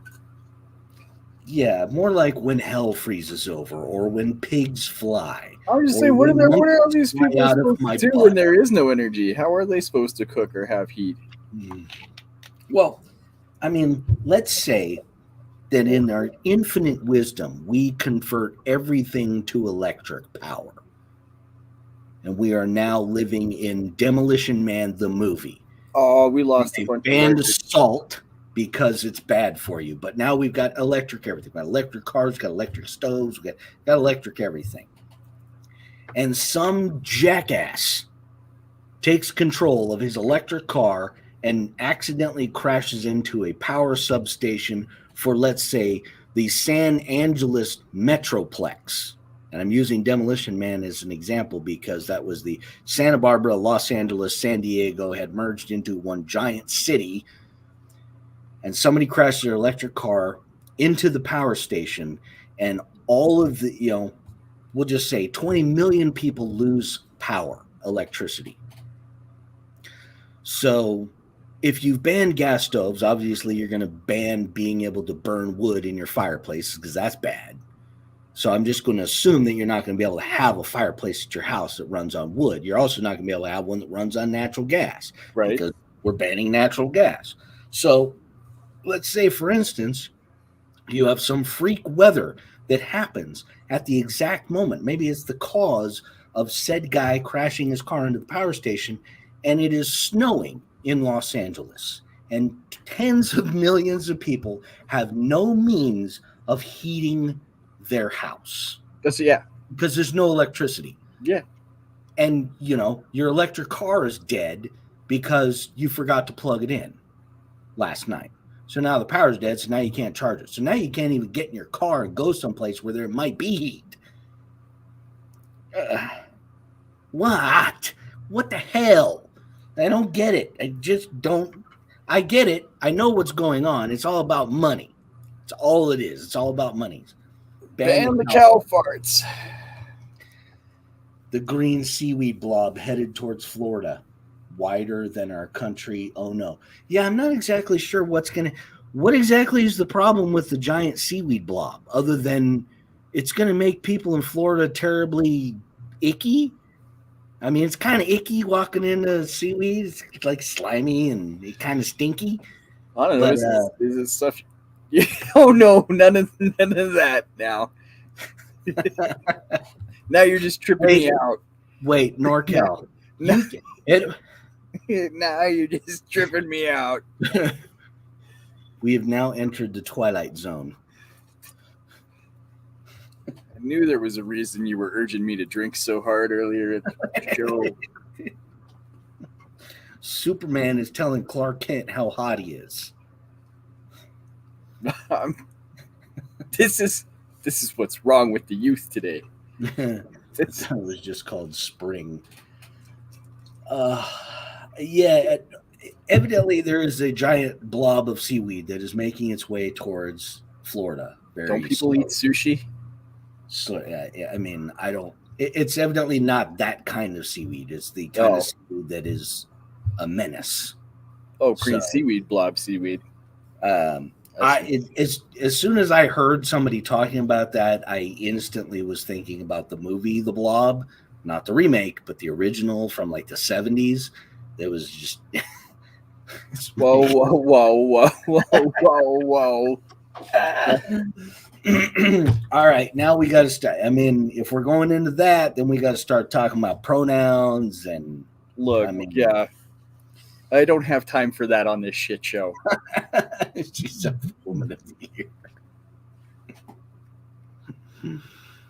You know what's going to be really funny is people who go watch the show in rewind mode that turn the chat off and just, or if you just listen to the show like a podcast. Oh God, our conversation is going to sound God, which is awesome, and I like that because that is going to have somebody who's listening to the show in the background. What the hell? What the hell are they talking about? Well, they can't run away from a slow-moving killer. I had a girlfriend like that once. Oh, we're digging deep. We're digging deep at this point. I'm sorry. I just want to keep people entertained and on the show. I noticed everybody left. Well, I mean, we start talking about giant seaweed blobs, and I think people got scared. What happened was they left the show because, like, my mom lives in Florida. She probably had to go run outside to make sure that there was not a giant seaweed blob. Oh, man. I hope your mom's all right. Dear Lord, it was a hell of a banana cake earlier. Earlier, I mentioned the RC Expo. And the reason why I mentioned the RC Expo is because I actually had a friend. Look, see, we got people back. They went out and checked the seaweed blob. And now they're back because they realized that seaweed blob moving pretty slow, so they can finish getting the last 30 minutes of the shit that needs to be said show in before they have to run for their lives in terror. Because watch out, the seaweed blob is coming. But I had a friend that went to the RC Expo 2023, and he was mildly entertained and talked about how there was many things there that were RC related, but there were also many things there not RC related. For instance, there was like an overland company there that makes like one-to-one overland stuff, which I guess it could be tied to RC because you might make an overland RC and you might want to go overlanding and take your overland RC with you overlanding, which would be kind of fun. So is this setting a premise though? I mean, are we starting to set up? What happened was, as he walked around the RC Expo, he realized that everywhere he went, people wanted to get his information and like email address, phone number, home address. Hey, so we can get in contact with you because by filling this out, you're going to enter. What bodega do you go to? You're going to win this wonderful pad of paper. So just fill out this little bit of information. And I started to realize that, over the years of going to trade shows and things like that, I just, it's always happened. And then I realized the reason, if you start up a small business where you're going to be dealing with sales and whatnot, there's all these companies that you can contact to buy sales leads. Where do the sales leads come from, you ask? They come from all of us filling out them stupid things to win, the free overlanding truck. And it's, they've modernized it now into, if you want to ask a question and search for something on Google where, hey, I want to figure out how much my tax return is going to be. Well, you'll go through a whole entire process of plugging in all this information because you just want to get an idea of what your tax return is. But at the end, they go, well, we'll send that information to you if you give us your email address. Right. Damn, bastards, I know what that means. That means I'm going to get 47 emails.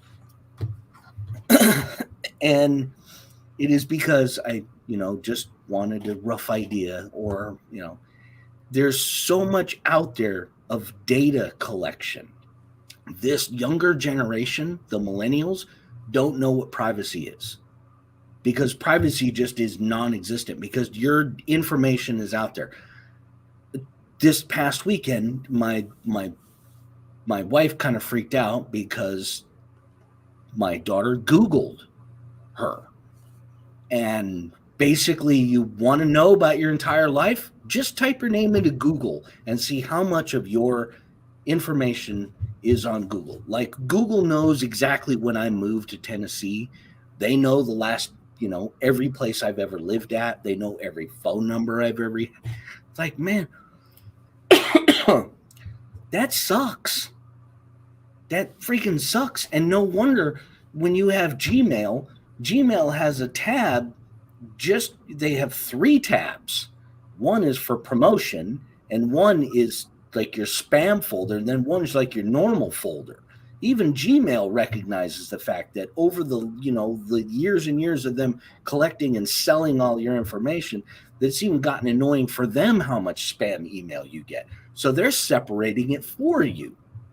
Hey, if you really want to know about the 437 promotion emails that you got in the last hour, we've isolated them into a single tab so that you can just scroll through and look at each one as you want. Mind you, those are the same people that own YouTube, who like to screw us, the creators, every chance they get. Lords of truth. And then they will. I mean, you went like, yeah. I mean, you went in there, and the thing about it is my thought about the Overland Company, going back to that, was, are we setting a premise for people in the RC hobby? Because I'm still, in the real world, where you talk about where you dove off into the deep end on me. What I do.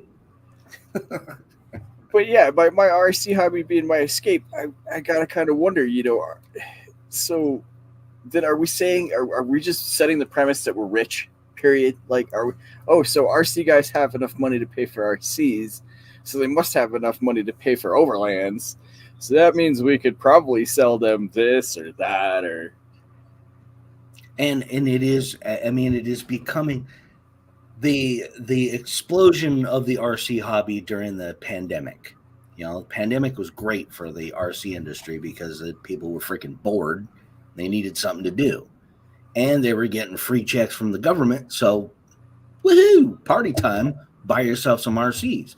And a lot more people realized what most of us know, all of us know that have been in the hobby more than 3 or 4 months, that our hobby is freaking expensive. Shit costs a lot of money. I mean, even this little dude here is freaking $210. Oh, wow. Granted, it's a hell of a bargain for $210 because you get everything. They even give you batteries for the controller, which is nice. But you talk about, if you're going to I saw it on somebody. Sorry. If you're going to go buy an RTR today, you've got a bunch of different choices, and those choices are going to range from, if you're going true hobby grade, they're going to range from about $380 all the way up to, well over $1,000, depending on where you go. You want SCX6, you're dropping $1,100 on that rig. Well, yeah. If you want to go basher route, who doesn't want a UDR? Because it's a freaking awesome looking truck. But you're going to drop $700 on that thing. And if you've never been in the hobby before, you're going to drop $700, and then you're going to realize when you get that instruction manual that says, these are the things you also need. And you're like, holy shit, I spent. Then you drive it for 5 minutes and you break it. I just spent $700 on this thing and I can't even use it. I gotta go drop another $400. Crap, my wife's gonna kill me. Oh no, she's not, because it was free money from the government.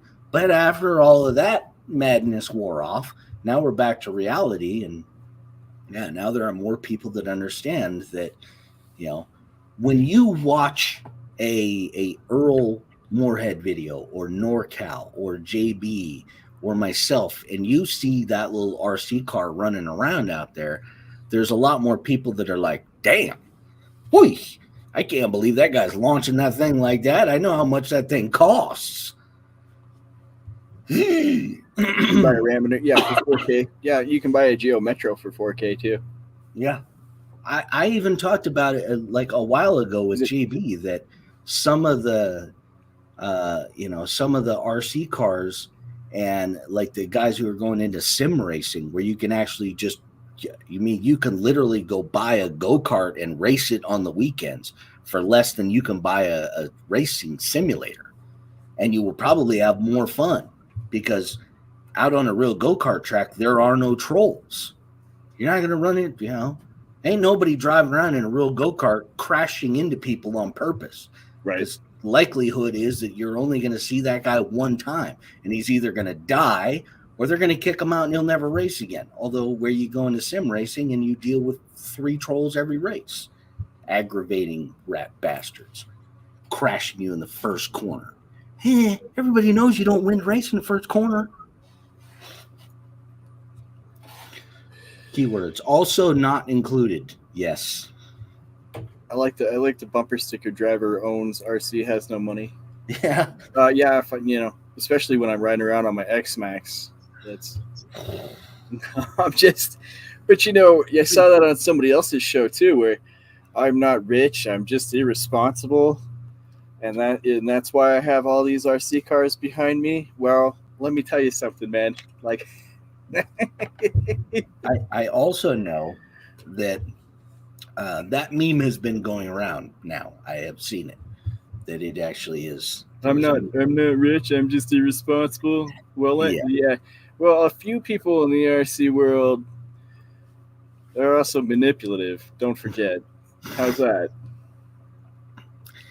Like we were saying earlier, pretty much what you see here and here are pretty much what you get in real life. I am pretty much this person in real life.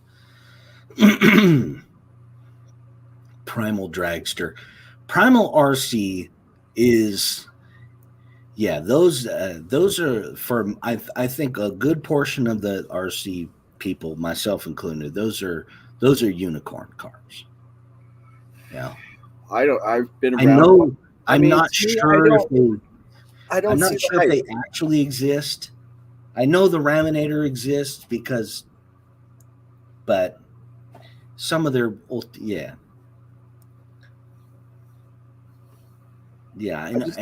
don't know. I mean, they're cool. Don't get me wrong, super cool. That much money, I really get. I get paranoid. I get paranoid. Getting around 4K, it's like I'll go to the state auction and buy myself a junk Interceptor. I'll go spend $400 of electronics and make myself an RC police car. Real car. Well, then I can take it down to the racetrack and I can whip it around and not hurt me or anybody else. Converted to electric. It's like Bubba Q mentioned Cletus, and like Cletus has the now I think he has several races every year. Yeah, where he's buying up the old Crown Vics. It's really cool. And are you kidding me? Come on. He had a race here at Bristol with the Crown Vics, which was freaking. That would be fun as hell to rip around and just be able to bash the hell out of everybody in your Crown. Well, imagine if you didn't even have to be in them. Imagine if you guys could all just stand up in the stands. Well, give them hell. There is an episode of Top Gear, old Top Gear, like in the glory era, like between the season 8 and like 16 or so, where they made a remote control car. It's not impossible. Oh no, it's completely possible. Yeah. You just basically you just have giant servo motors is all, but it works the same.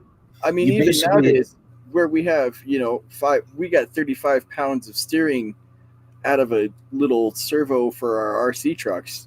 We're getting pretty darn close to being able just to I probably make something on the fly.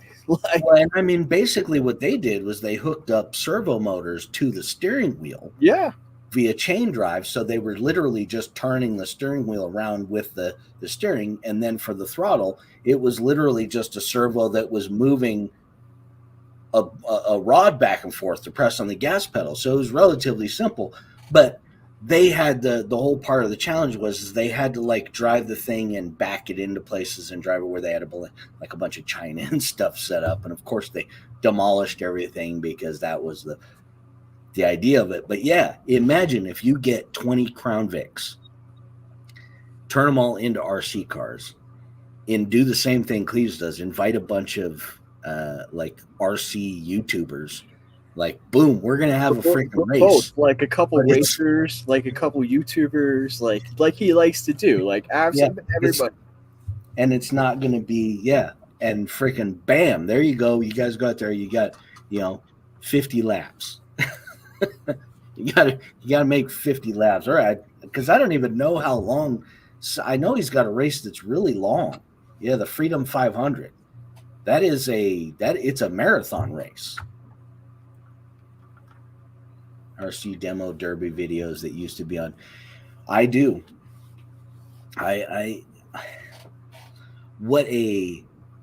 That to me would be like, I know it's a terrible amount of work that he puts into them, but Metal Masher. Making body for RC demo derbies. Oh my, freaking cool! Or even just like little NASCAR cars or something. Some of it would take damage. Yeah, something. I mean, like Metal Masher, because his body's absorbed damage kind of realistically. It would be freaking cool. I mean, it would take him 3 years to make all the bodies. It'd be a one-off deal. And you'd have to spend like freaking $10,000. That would be fun. If there was a way to make it economical, RC Demolition Derby would be fantastic. I swear I've seen some of that. A hobby shop that has like a carpet racetrack where you just pull everything up, so you just have the big open carpet area. Yeah, they took two-wheel drives. Yeah, it's just a free for all. Try to like find some old 10 or 12 scale pan cars that are relatively simple, but reasonably tough enough to last for a little while, and then you just freaking bash into each other until it dies or catches fire. Well, NorCal was saying they took two-wheel drives, slashes, and put sheet metal bodies on them. Yeah, I mean, it's stuff like that. I know I want to say that I've seen that kind of stuff before where they've taken, like, they don't look super great. They never turn out super great. But, of course, people are going to bash them into one another, so they don't have to look super great. And typically when you go to a demolition derby, those cars are beat to shit already. Yeah, more than likely. That's why I said, I'd go down to a police center, a police state auction or whatever, and buy a police interceptor that way, or some with a hot rod motor. But it's all right if the front clip is missing or whatever, as long as it starts and runs and I can get it to run down the racetrack a couple times. I don't care about the rest of it. I don't care if it has oil in it or what. It fires up and goes. Literally a car that if you were driving it on the road, if it broke down, you would just pull over to the side of the road and leave. How much did I spend on this? Yeah, like like I said, if they thought it was that bad or whatever, I'd be like, yeah, okay, here's $500. Which would be, it would be that would be so entertaining, and it would be almost like Robot Wars. But I think it would actually be more fun to watch because, I mean, Robot Wars were fun and all for the first couple of years, but once they started going crazy with those things, it just got to be, plus how many different types of robots can you make? Right. However, RC Demolition Derby, it would never end the same way twice. And you're going to get the excitement of an exploding lipo. At least once during every demo derby, there's going to be a lipo that explodes in a fire. Sure. And who doesn't like fire? I mentioned I mean, I feel like Tesla could do this already. I mean, they plug into your car and start controlling you and just Death Race 2000. I mentioned after the show a couple of weeks ago, about like racing, motor racing. Okay, majority of people that watch NASCAR, okay, I'm a NASCAR fan. I like watching NASCAR races, but there is a certain degree that is, you're watching it because the freaking crashes are awesome to watch. right. That's why race crash videos on YouTube get millions of views. People like watching race cars crash. So I thought, NASCAR, that needs a little help right now. I think the playoff system thing is kind of poop and they need to do away with it. But at the same time, they need to generate some excitement. So once during every NASCAR race at random, determined by the officials, they throw a spike strip out at a random spot on the track that nobody knows when it's happening. And if you make it, you make it. Everybody's going to get flat tires. That's just a given. You're going to have to come in and get the tires changed. But you may have a gigantic crash and destroy your car because of the spike strip. But can you imagine if you were guaranteed to have a massive accident in every single NASCAR race, how many more people would tune in and watch that? NASCAR would be the most watched thing on the planet. It would overtake. And so the thing is you don't have to put real people in the cars. That's what I keep saying. So you could actually make dummies. But that makes it all the more exciting, knowing that there's a real human being in there that's risking his life for your entertainment. I mean, we're going back to the days of old. Gladiator. We're talking about Death Race, I suppose. Yeah. Come on. That's what I'm talking about. That's what I'm talking about. Put a little bit more collateral out there. You are 100% right there, Jesse. The freaking climate change is bullcrap. I'm going to get copyright. I'm going to get a freaking guideline strike for that. Now you're not allowed to claim that things are bullshit when they're bullshit. Like I said, if anybody was freaking serious about that, there wouldn't be 400 private jets in Davos. We're not allowed to say things are bullshit? If anybody was serious about climate change, freaking Greta Thunberg would not be your universal spokesperson. And Leonardo DiCaprio. I'm 9 years old and I'm pissed off. How dare you? How dare you? Ooh, how dare you? You're a child. You know nothing. I'm all jacked up on Mountain Dew. You made that speech before you even graduated from high school. What makes you freaking 3/4 of an idiot at this point? And Leonardo DiCaprio, hey, man, you were great in Gilbert Grape. Freaking tremendous. What's eating Gilbert Grape? His mother. Did you see? I'm sorry. But, Leonardo DiCaprio is not going to be winning a freaking Nobel Prize for, science. Yeah, he's an actor. And just like most actors and actresses, a lot of them were, in fact, waiters and waitresses before they became big stars. We also know, based on Harvey Weinstein going to jail for a long time, we also know that how a lot of those actresses got to be big stars. Oh, there's a reason why the casting couch has existed in Hollywood since the beginning of Hollywood. It's how it worked. Everybody knows that. Now all of a sudden we are big surprised. Oh my God. Grape is a classic. Definitely. How dare you? How dare you?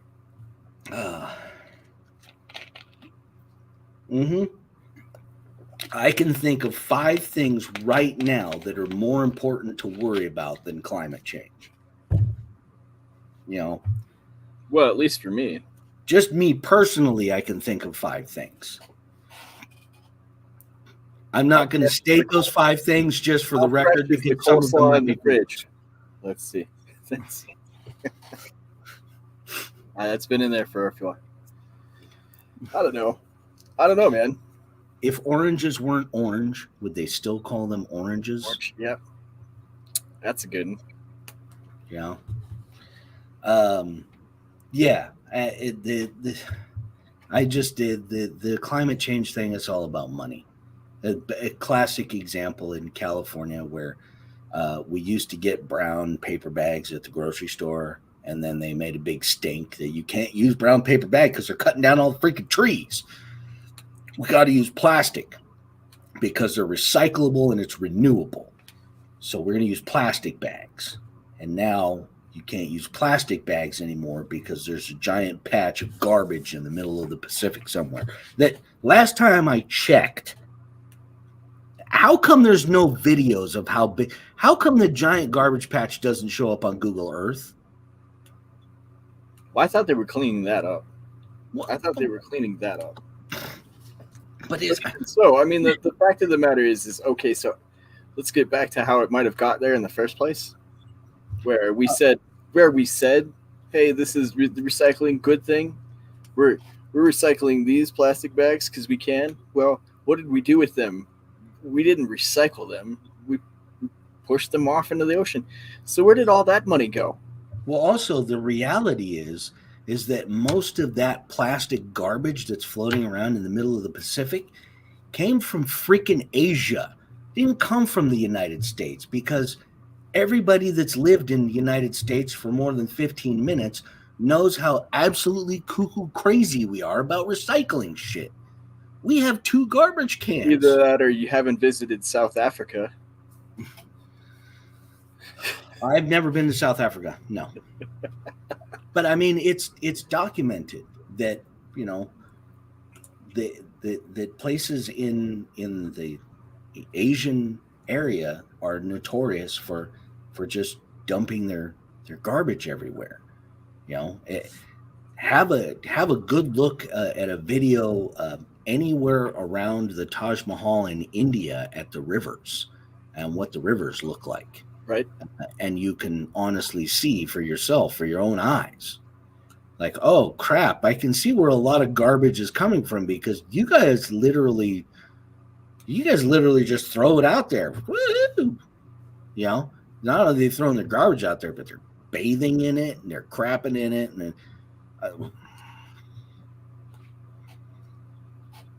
yeah. But also China, the Philippines, Taiwan, you know, they do the same thing. They just dump they don't particularly have landfills like we have here. We dig a big ass hole and dump all of our garbage in it and then pile dirt on top of it. And then it leaks out stinky methane gas for the next 40 years. Yeah, of course. In Oxnard, California, they built a golf course on top of an old landfill. And it's really random. They have all these weird little plastic PVC pipes with little white caps on them sticking up out of the ground, and it's the methane gas release. You walk over there, it smells kind of stinky. It's because the trash is rotting down below you. But what a perfect way, you know. They reused the land that was at one time our garbage dump, and they turned it into a freaking golf course. Great job. Imagine how many bitchin' golf courses they could have in China or India. Just dig a hole, pile your garbage in there, Stinking dirt on it, make a freaking golf course. Another stinking golf course. California encourages you to bring your own bag shopping. Now shoplifting is through the roof. Yeah. Well, and I've got another thing on that one, but yeah, go ahead. The shoplifting, because I know it's a huge problem in San Francisco. Like, I believe Target closed all of the stores they had in San Francisco because they said they're not even trying to stop them. We're not even allowed to arrest them unless they steal more than $900 worth of stuff. They won't get criminally prosecuted. So shoplifters have it down to a science where they steal $890 worth of stuff and they just literally walk out the store. Yep. Hey, I got $890 of stuff, but it's not $900, so you can't do anything. Have a nice day. And Target literally was like, man, screw this. Yeah. You can't stay in business like that. Well, and it's like, so my thought too was, with the ACOs, is when did I start getting paid to check myself out? When did Yeah. I start getting paid to do this? This was somebody's job. We Yeah. took it away. Hey, Jam. Good to see you, sir. Yeah, that's the funny part. What? Oh, man, I can't remember the name of the store now. It's a grocery store where they specifically don't have baggers, and it was in order to save you, the consumer, money, so that we're not having to pay extra people that just stand around here and bag your groceries. So you come here, you buy your groceries, and then we'll check them through the checker thing, and then you bag them. And it was like, okay, well, that's just one step away from the self-checkout, which again, if I'm paying the prices that I'm paying for groceries now, then why am I checking myself out right now? why am I not going to just put every third thing in the freaking bag and not scan it? And then you wonder why you're losing money. And then we wonder why they jack the prices up on all the groceries. Like, oh, you got to pay $8 for eggs. Yeah, because you're giving them away for free. Because you don't have somebody standing there going, beep, okay, that's one package of eggs. Beep, that's a gallon of milk. Instead of going, hey, I'm over here with 40 things on my cart, but I only have 5 things on my receipt. Whoops. Did I forget to scan that? Jeez. Silly me. And again, if it's in if it's in California and it's less than $900, if you steal $200 worth of groceries, they won't even write you a ticket. The security guard is not even allowed to stop you at that point. Because most stores wouldn't allow their security guards to put themselves in harm's way, because you never know if a shoplifter is going to be carrying a freaking machete or a freaking machine gun. Whatever. Come at me, bro. Yeah. YOLO. Obviously, a security guard that's making freaking $12 an hour is not going to risk his life because this guy's stealing $200 worth of groceries today. Well, I didn't say I was going to tackle him, but I might be like, hey, man, you're taking that stuff as he leaves out the door. I tried. Not to mention, if you're a security guard that's working at some place and you got these people that are coming and going and stealing stuff, why would you not just set up a deal with them like, hey, dude, I'll literally let you come in here and take whatever you want. But while you're over there in that TV section, if you could pick up an extra flat screen and just leave it outside next to the blue Toyota, license plate number 123XYB, really appreciate it. Yeah. Yeah. $12 for a gallon of milk. Yeah. And you wonder why people are shoplifting so much, because you're jacking the price up. And by the way, the Fed raised the interest rate today, which means that if you are interested in buying or purchasing anything using credit, you are likely going to be paying more in interest for it, especially if you're in the market for buying a house. Yeah. I mean, do we have a happy note we can end the show on? Is there a happy note? There is. As a matter of fact, I have a really great happy note. First, you're killing me, Smalls. I'm feeling a little bit parched, so I got to have a little extra Haterade. I ran out of juice. NorCal made me drink it all. To wrap the show up today on a positive note, there are some good people out there in the RC community. There are some people out there in the RC YouTube community that are doing good things, that are bringing happy, joyful content. Myself being one of them.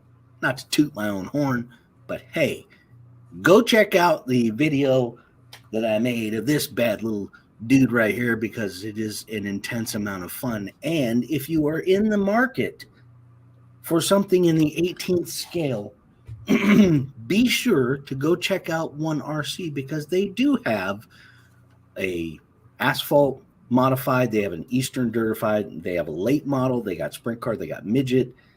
They got a couple other, but they have a bunch of different choices, and they are really cool little scale cars. And I was surprised at how fast it was. I think it's neater than heck, man. I it. I'm a huge fan of dirt track racing, and especially World of Outlaw sprint cars. Love it to death. I can watch that content all day long. I have been kicking around the idea of getting a little sprint car ever since One RC announced them, I think 3 or 4 years ago. Uh, and I just never, it's one of those, what do I really need that for? Am I really going to use it? Am I going to do anything with it? Even if I only play with this car 10 times and it gets put on a shelf, it is still going to be awesome knowing that I have it to Right. charge the battery up and take it Well, out heck and yeah. have 15 minutes of fun with it. And if you got 3 or 4 buddies that you want to hang out with, in your backyard or your driveway or your front yard, you want to hang out with, on a Saturday or Sunday or hell, a Monday evening for an hour or so, have a couple of beers to unwind from work. These things will be great. You will have an absolute blast with them because I did crash mine quite a few times and it is relatively tough.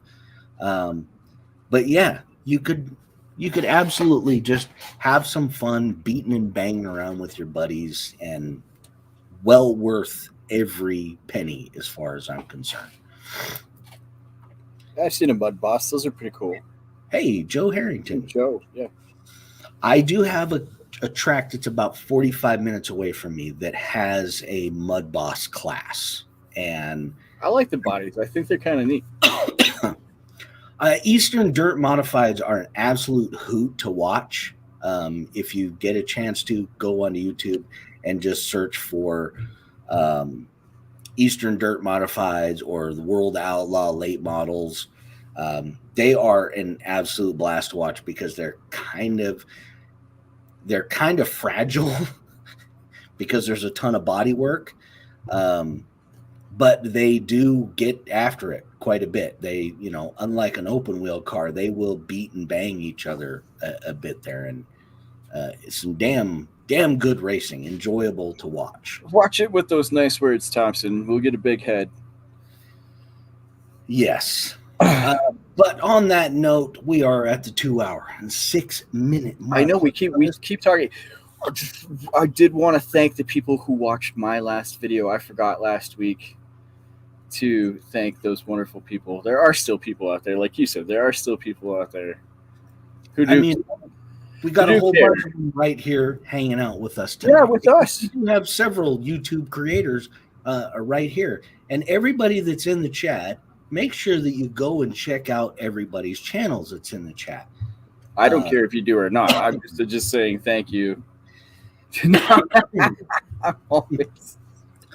I just didn't want to be that a-hole who didn't say thank you, even though I am that a-hole. You do have a giant middle finger behind you. I would have not said thank you, but Rich had to one-up me over here. So, but you know what? Thank you all. Once again, we thoroughly enjoy doing this show. It is an absolute pleasure being able to hang out with everybody. And I say we come back next Wednesday and we'll have more shit that needs to be said. There's always more shit that needs to be said, and I know that JB and I are happy to sit here and say it. So again, thank you to everybody. Thank you to my special guest this week, Mr. JB. Oh my God. Special guest. Oh man. Can't believe it. Oh. And next week, I'm going to tell you, I'm going to give a little insider tip right now. Next week, there's going to be another special guest on the show. It might be me. Never know. Never know. We like to keep those things. Can you feel the suspense? Huh? I feel something. All right, everybody. Have an absolute wonderful week. Have a great weekend. We will see you back here next Wednesday, same time, 5:30 p.m. Eastern Time. Make sure you tell everybody about the show, people you like, people you don't like, people you despise. I don't even care. Tell people on the sidewalk. If you see somebody. Tell them about the show, because we'd love to have them here hanging out with us, shooting the shit. So thank you all very much, and we will see you next Wednesday. And now is that awkward time when the